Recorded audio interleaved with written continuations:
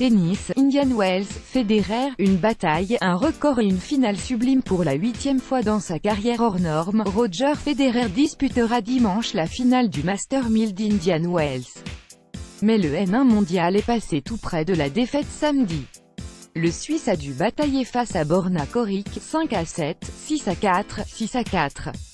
Au final, le numéro 1 mondial a fait le nécessaire pour rester invaincu en 2018 tout en allant chercher sa 17e victoire consécutive. Un record personnel. Federer affrontera dans une finale de rêve l'Argentin Juan Martín del Potro, 8e mondial, qui s'est qualifié après n'avoir fait qu'une bouchée du canon Milos Raonic, 6-2, 6-3. Roger Federer lors de la demi-finale du Masters 1000 d'Indian Wells. Getty Images 2. Jeux paralympiques, 2 titres en plus pour les Bleus cette nuit. Avant la clôture des Jeux paralympiques à Pyeongchang, les Bleus ont décroché 2 titres supplémentaires. L'incontournable Marie Bochet a remporté l'or en slalom alors que l'équipe de relais hommes en ski de fond a dominé l'épreuve du 4 par 2,5 km.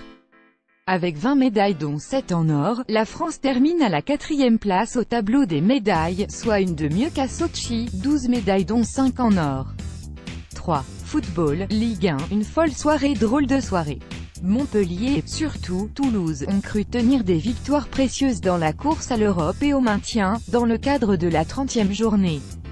Mais le MHSC et le TFC ont été rejoints dans les derniers instants, respectivement contre Dijon, 2-2, et Strasbourg, 2-2. Le seul succès est à mettre au crédit d'Angers, qui a facilement battu Caen, 3-0. Le SCO signe la belle opération du soir alors que Rennes était venu à bout de Bordeaux dans l'après-midi, 0-2. Vidéo 30e J. De Bev, on n'a pas été assez attentif. 4.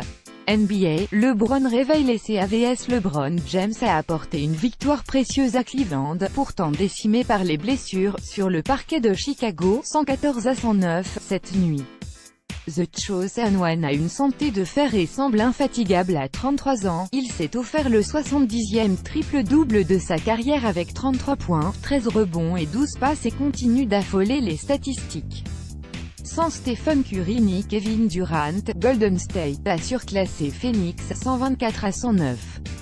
Quinn Cook a conduit les Warriors qui restaient sur 3 défaites en 4 matchs à la victoire avec ses 28 points, nouveau record personnel.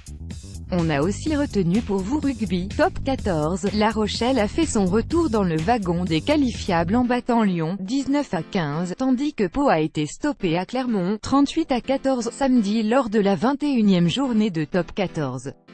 Football, MLS, Montréal a offert à son nouvel entraîneur français Rémi Garde sa première victoire en MLS en battant le champion en titre Toronto, 1-0.